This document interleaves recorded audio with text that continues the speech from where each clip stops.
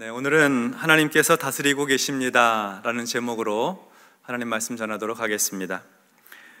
요즘에 세계 정세가 좀 많이 불안합니다. 러시아와 우크라이나 전쟁이 1년 10개월째 계속되고 있고, 또 최근에는 이스라엘과 가자 지구의 하마스 사이에 전쟁이 진행되고 있습니다. 지구촌 곳곳에서 크고 작은 분쟁과 갈등이 계속되고 있습니다. 전투에 참여하는 군인들뿐만 아니라 비무장 시민들과 그리고 어린이들이 죽어가고 있습니다. 속히 종식되어야 할 전쟁과 싸움입니다. 국내의 정치 상황도 불안한 것은 마찬가지입니다.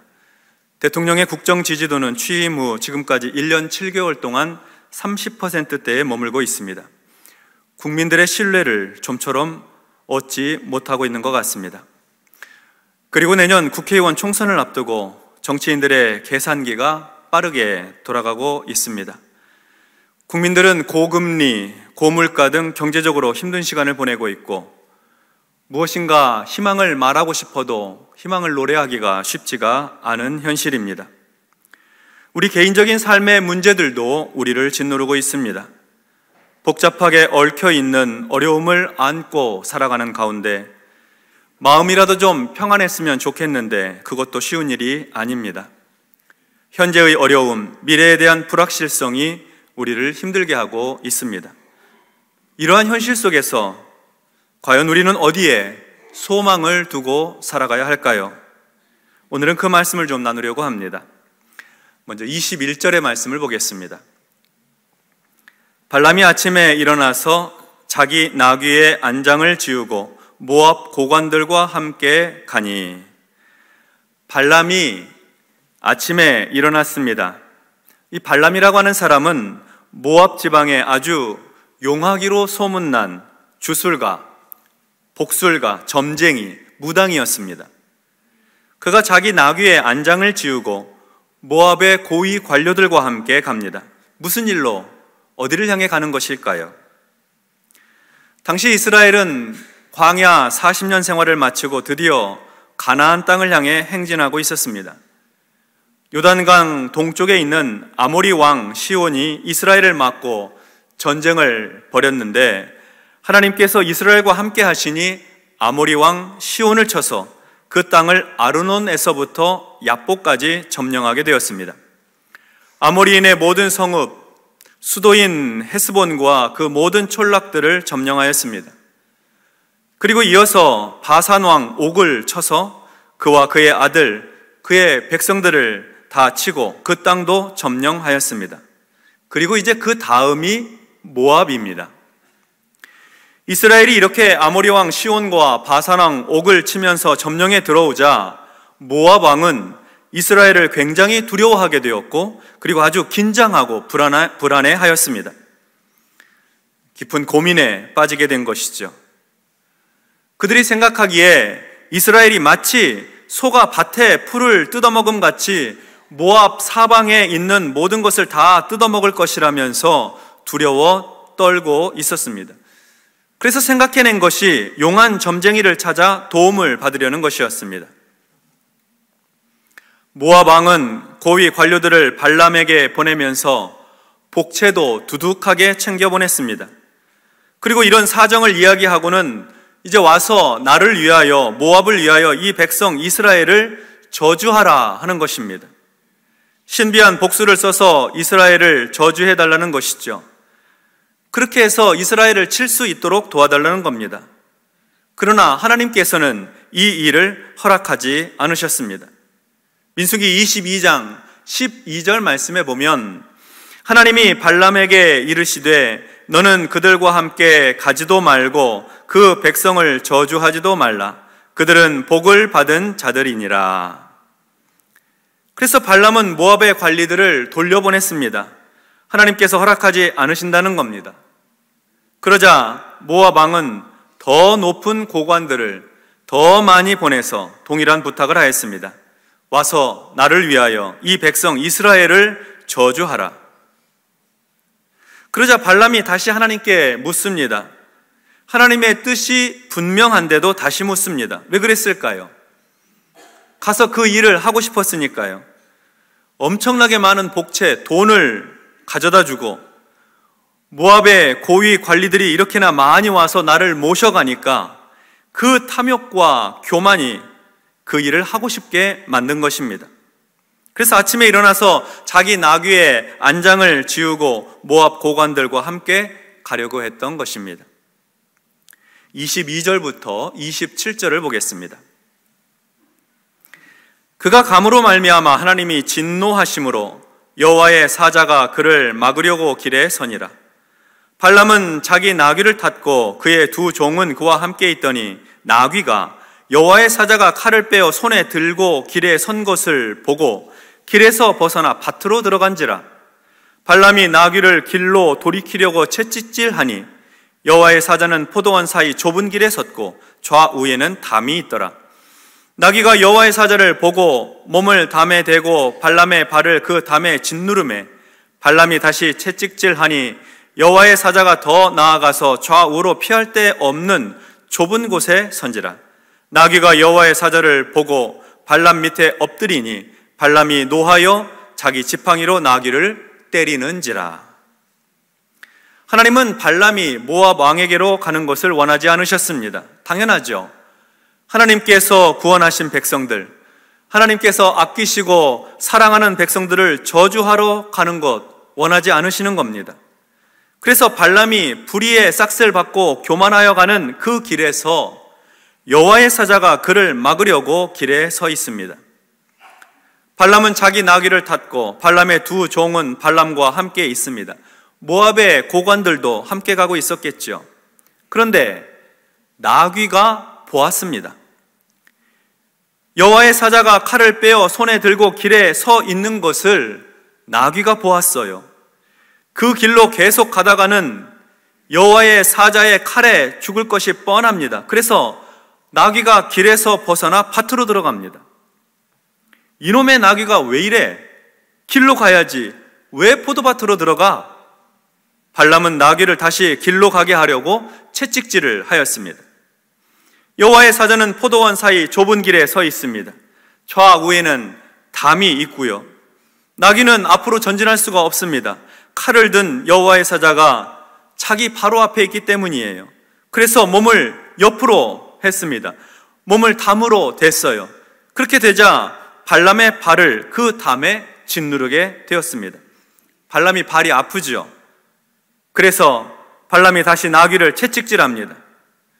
나귀는 지금 보고 있는데 그 유명하다는 점쟁이 복술과 발람은 보지를 못합니다. 그래서 나귀를 채찍질합니다. 여호와의 사자가 더 가까이 다가섭니다.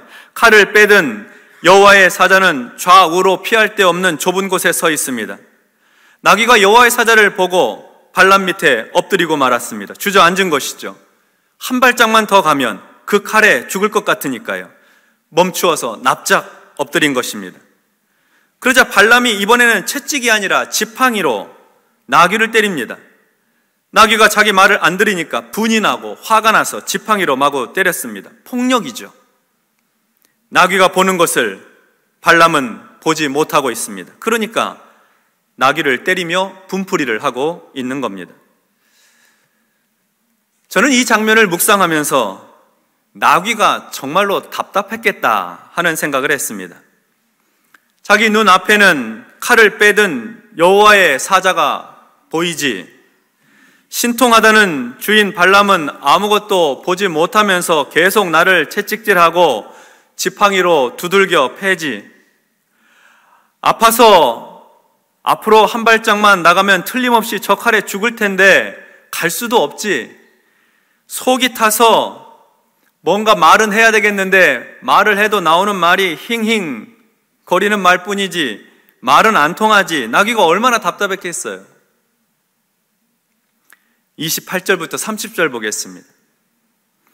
여호와께서 나귀 입을 여시니 발람에게 이르되 내가 당신에게 무엇을 하였기에 나를 이같이 3번을 때리느냐. 발람이 나귀에게 말하되 내가 나를 거역하였기 때문이니 내 손에 칼이 있었다면 곧 너를 죽였으리라.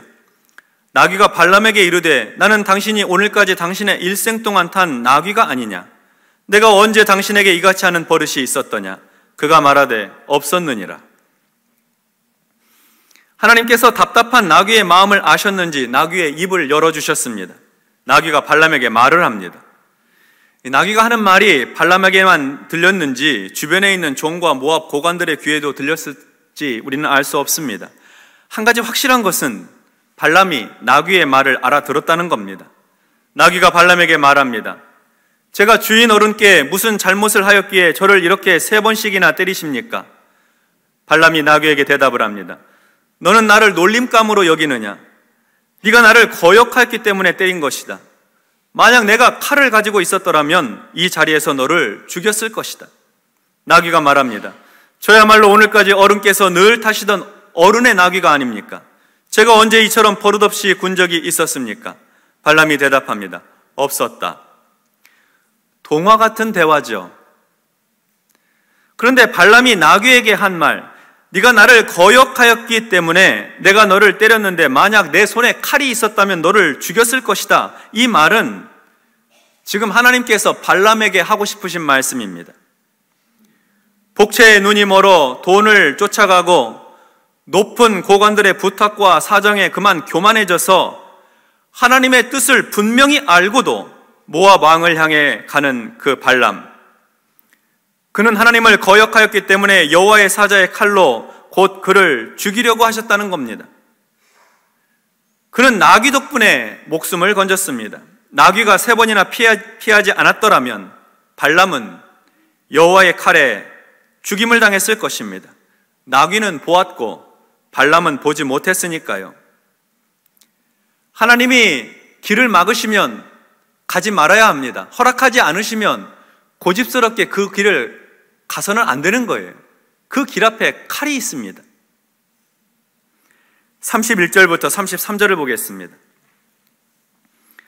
그때 여호와께서 발람의 눈을 밝히심에 여호와의 사자가 손에 칼을 빼들고 길에 선 것을 그가 보고 머리를 숙이고 엎드리니 여호와의 사자가 그에게 이르시되 너는 어찌하여 내 나귀를 이같이 3번 때렸느냐? 보라, 내 앞에서 내 길이 사악하므로 내가 너를 막으려고 나왔더니 나귀가 나를 보고 이같이 3번을 돌이켜 내 앞에서 피하였느니라. 나귀가 만일 돌이켜 나를 피하지 아니하였다면 내가 벌써 너를 죽이고 나귀는 살렸으리라. 드디어 하나님께서 발람의 눈을 밝혀주십니다. 발람이 능력 있는 점쟁이라서가 아닙니다. 신통한 복술자라서 눈이 열린 게 아니에요. 그는 그냥 사람에 불과합니다. 그가 눈이 밝아진 것은 하나님께서 그 눈을 밝혀주셨기 때문입니다. 하나님께서 보게 해주셔서 본 것이죠.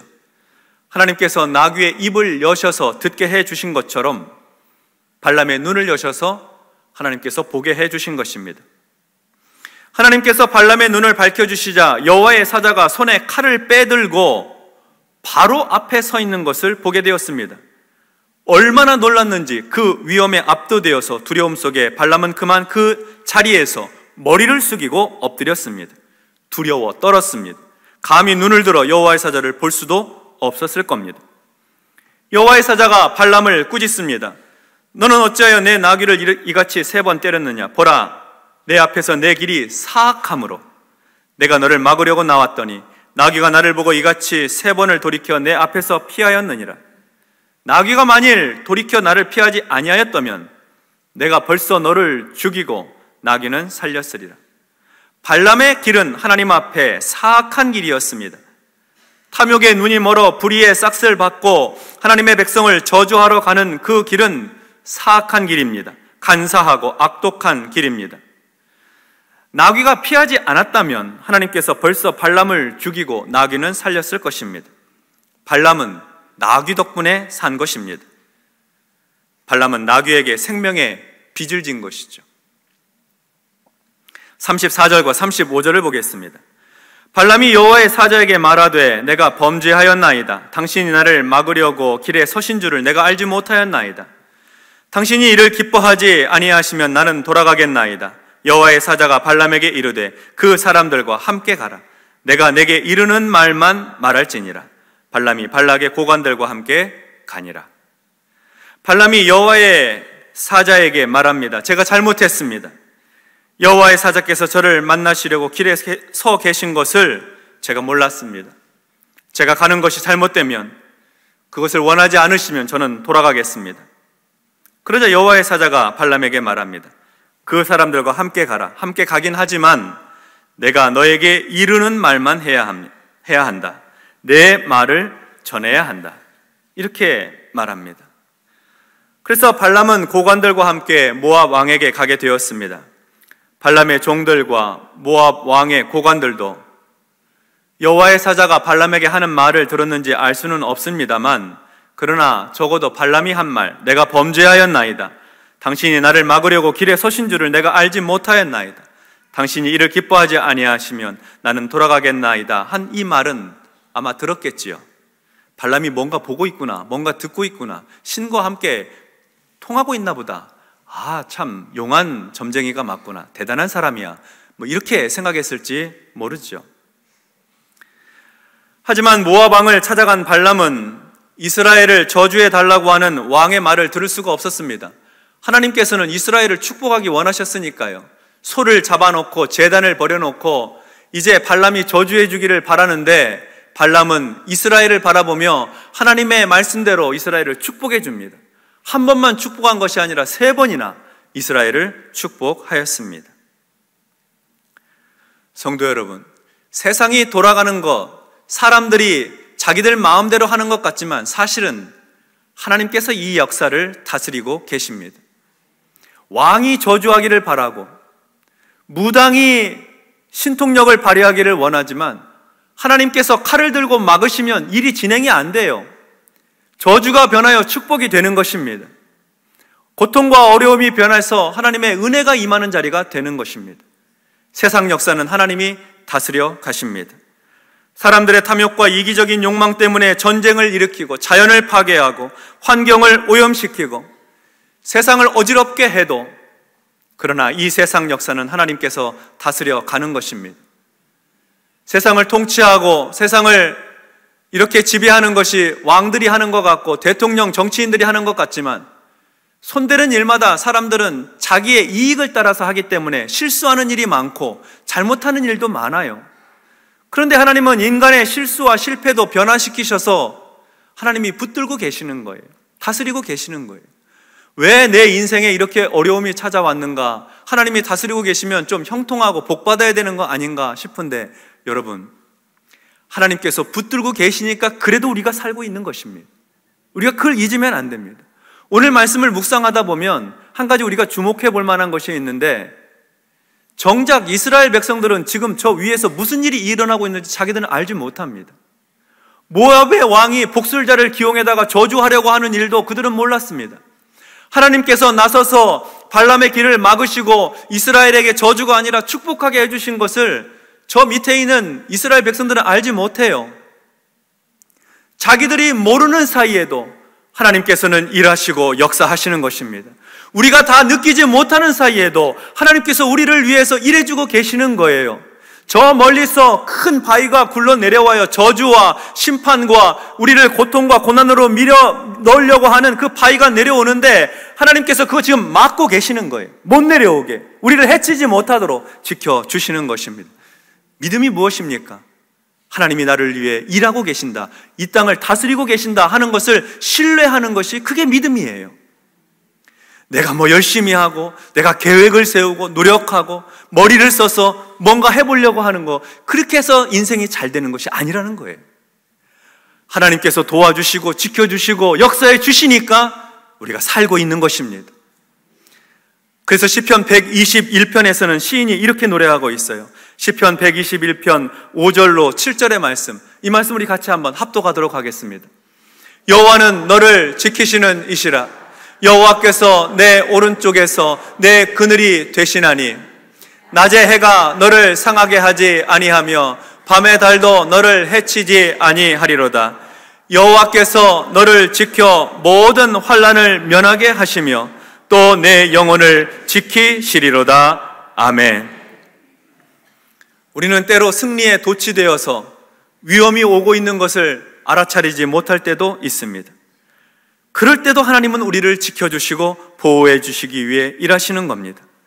때로 우리는 실패하고 어려움에 처하고 고난 가운데 낙심하고 절망에 불안에 떨고 있을 때에도 하나님은 우리를 회복시키시고 구원하시기 위해서 일하시는 하나님이세요. 하나님께서 우리를 사랑하시기에, 그 사랑 이루시기 위해 하나님께서 이 역사를 다스리고 계시는 것입니다. 오늘 예배에 나온 여러분, 여러분의 발걸음을 내가 걷는다고 생각하지 마십시오. 하나님께서 걷게 해 주시는 것입니다. 선하고 의로운 길로 인도해 주시는 거예요. 그러니까 하나님만 의지하고 사세요. 하나님을 신뢰하고 사세요.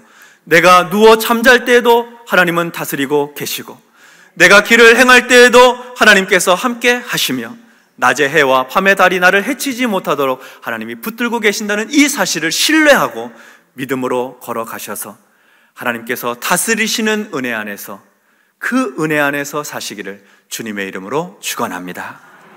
기도하겠습니다. 하나님 아버지, 지금까지 내가 열심히 해서 잘 살아온 것 같은데 내가 알지 못하는 시간에도 하나님이 도와주셔서 여기까지 오게 된 것 말씀을 통해 깨닫습니다. 교만하지 않고, 내 자신을 신뢰하지 않고, 내 힘을 믿지 않고, 온 세상 역사와 만물을 주관하고 다스리시는 하나님을 의지하고 살 수 있도록 믿음 위에 믿음을 더하여 주시옵소서. 하나님, 고난 가운데 있는 성도들을 위로하여 주시고, 내가 그래도 여기까지 이만큼 버티고 살 수 있는 것 하나님 도와주시는 은혜 때문이라는 사실을 고백하고 인정하며, 어려움에서 건져주시는 하나님께 기도하고 간구하며 이 어려움도 능히 이겨낼 수 있도록 힘 주시옵소서.